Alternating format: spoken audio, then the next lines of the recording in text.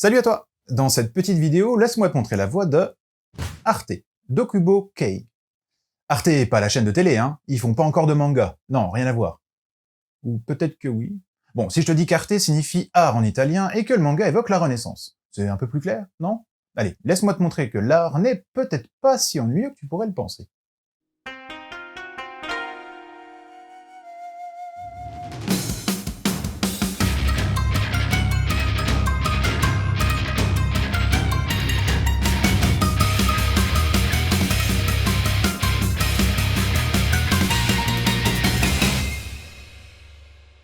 Florence, XVIe siècle.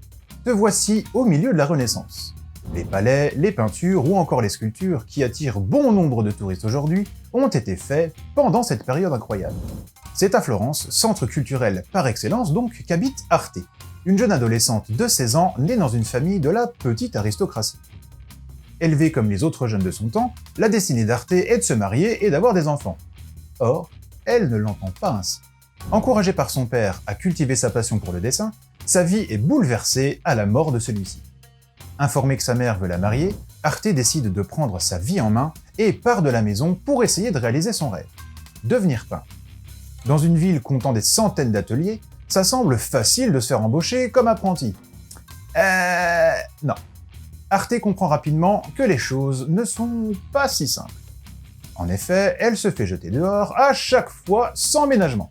Personne ne veut d'elle. Non parce qu'elle ne sache pas dessiner, mais parce qu'elle est une femme. Pleine de rage, la jeune fille se coupe les cheveux. Comme signe de renoncement à la féminité et de sa détermination, naît l'envie de poursuivre la voie qu'elle a décidée pour elle. Embêtés par sa présence, les peintres finissent par la confier à Léo, un confrère réputé solitaire et impitoyable qui n'a d'ailleurs jamais de disciple. Pour Arte, c'est la dernière chance de pouvoir réaliser son rêve. Y arrivera-t-elle? Léo acceptera-t-il de la garder comme disciple? To be or not to be, that is the question.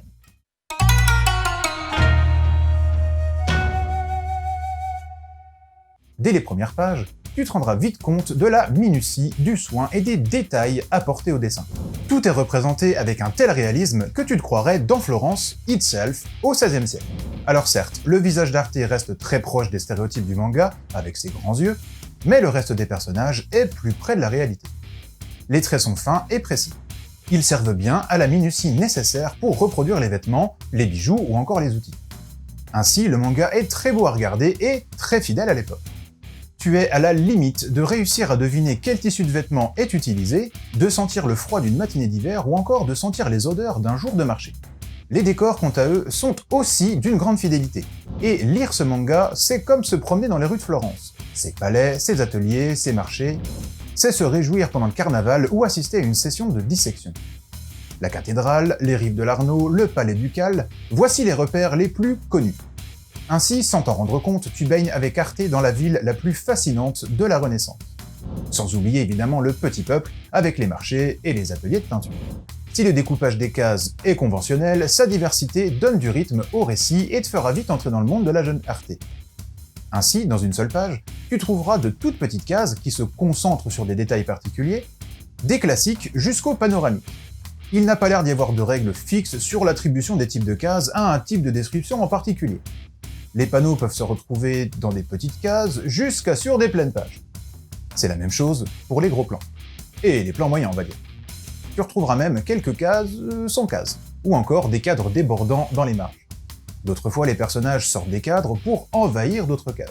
Bref, tu pourrais être surpris très souvent. Même chose en ce qui concerne les bulles. Les pensées d'Arte, elles sont enfermées dans des carrés ou des rectangles. La colère, la surprise ou la joie sont mis dans des bulles irrégulières. Pour ce qui est des onomatopées, elles sont en japonais avec la traduction en français. Tout est ainsi fait pour donner du dynamisme à l'histoire et te permettre de suivre Arte et ses envies de croquer la vie à pleines dents, malgré les difficultés. Prépubliée dans le magazine Comic Zenon depuis 2013, cette série compte déjà 13 volumes reliés. Elle est publiée en France depuis 2015 par Comico Éditions. La jaquette est identique à l'original, très soignée, et montre Arte en tant que peintre avec, en arrière-plan, la ville de Florence. Seule différence, dans la version originale, les mots en italique, indiquant le lieu et le moment de l'action, se situent sur la jaquette, tandis que dans la version française, elles sont sur le côté. Si tu aimes l'art, les récits passionnants, avec une pincée d'humour et de romance, qu'est-ce que t'attends? Ah, mon avis. Ok, bon, viens avec moi et deviens toi aussi un initié dans le monde de la Renaissance. Et si ça te dit, en passant, tu peux mater l'anime fait par Seven Arcs et diffusé par Tokyo MX et BS Fuji depuis le 4 avril 2020.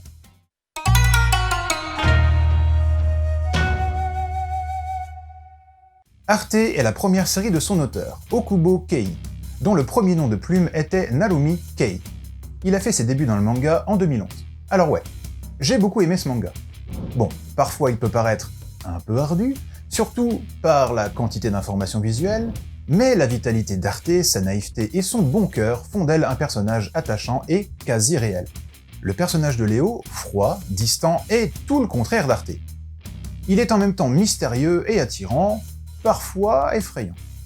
Faut dire que le mec s'est fait de lui-même. Il connaît la dureté de la vie dans une société impitoyable avec les pauvres. Mais il n'est pas si insensible qu'on pourrait le supposer, et derrière ses silences, il est quelqu'un de prévoyant et de bon. C'est autour de ces deux personnages antagonistes et complémentaires à la fois que tu verras apparaître d'autres persos, drôles pour certains, plus sérieux pour d'autres, mais tous proches et très vivants. En plus, le manga est très bien documenté et ces informations sont une bonne introduction à la période de la Renaissance. Tu perceras donc les secrets des ateliers de peinture, des grands mécènes, des palais, des courtisanes, mais aussi la vie quotidienne des gens du peuple, ou encore la réalité des marchés. Bref, le tout distillé avec une grande dose de bonne humeur. Bon, n'oublie pas que c'est un mangaka japonais qui a créé la série pour un public japonais, merci. Tu trouveras donc aussi des attitudes tout à fait japonaises, comme la façon dont Arte donne ses dessins à Léo pour qu'il les examine, ou l'importance qu'elle accorde à ne pas être un boulet pour lui lors de son premier travail comme assistante. C'est vrai qu'en France, bon. Envie de connaître un peu mieux le monde difficile et fascinant de la Renaissance, de suivre le destin des femmes qui prennent leur destinée en main, je vais commencer les conseils par César, de Sorio Fumi. Angelo, un jeune étudiant de l'université de Pisa, te conduira dans le monde de César Borgia, l'un des princes les plus connus de la Renaissance. T'as ensuite Isabella Bird, de Sasa Taiga. Isabella est une femme au caractère bien trempé. Elle quitte son foyer en Angleterre pour partir à la découverte de l'île de Yezo dans le Japon de la fin du 19e. Et pour finir, La lanterne de Nyx, de Takahama Kan. 10 ans après la restauration Meiji, Nagasaki foisonne de nouveautés venues d'Occident. Voilà, c'était Mika. J'espère que cette petite chronique t'aura plu et donné l'envie de lire Arte. Je te laisse et continue de suivre la voie du manga.